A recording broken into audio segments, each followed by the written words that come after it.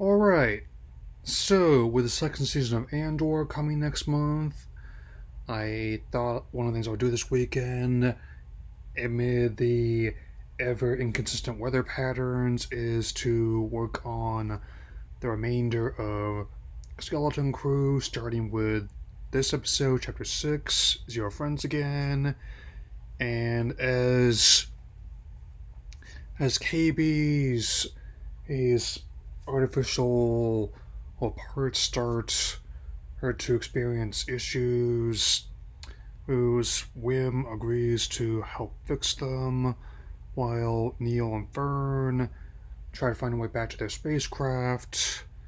And elsewhere, Harry Jod also finds a mutually beneficial way to get them to at Atten, as well as he's nearly gutted by some rival pirates, including the man in the wolf mask from before. Or, I mean, and to quote another franchise based on this platform, the Pirates Code is more of a guideline than the actual rules. I mean, and I will just deal with the theatrical version supposedly being on Roku as it comes. Maybe I'll check it out just in case.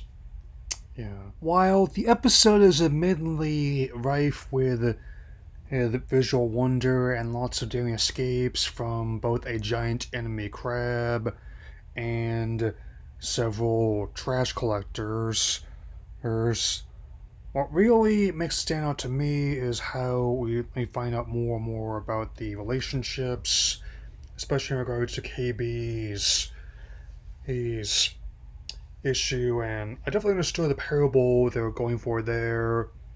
And as someone whose family has a history of chronic pain, I'll admit that KB's plight actually comes off as quite genuine and, in many ways, quite moving. And way more than any unbreakable boy who might be out there, or some person in a neat arena costume doing live streams. And I definitely look forward to covering the remaining episodes of the show. I decided to do, but I'm decided I'll be doing both 7 and 8 in one go early in April.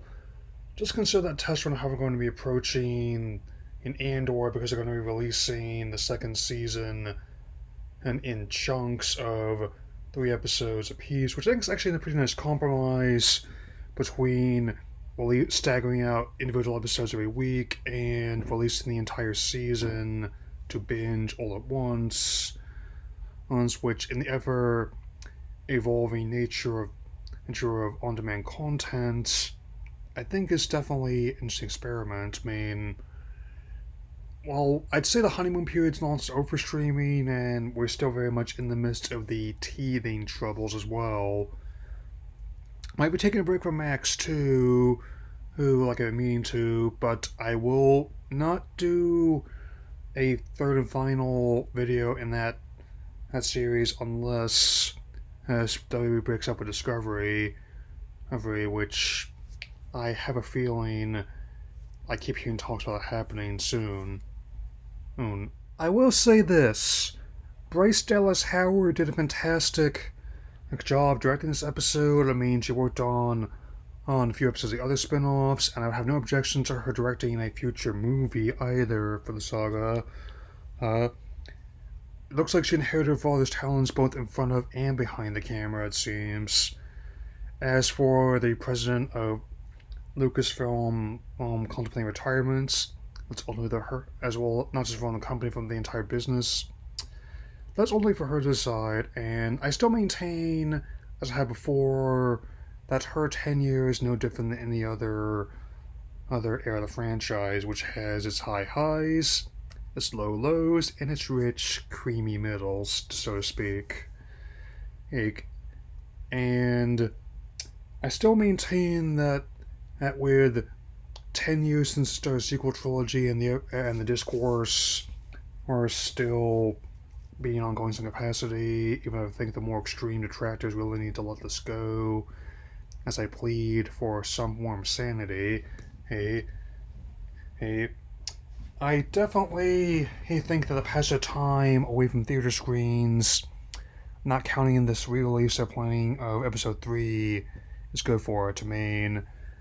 So, wherever I am for Revenge of the Fifth, I'm seriously considering going to that re-release. Or the re-release having something ready to commemorate the occasion. I'm still going to see what it is, though. Anyway, that will be all for now. Well, I've definitely got a few more videos planned as we're still having an intermittent storm watch this weekend, and I will see you all again very soon. The voice be with you all.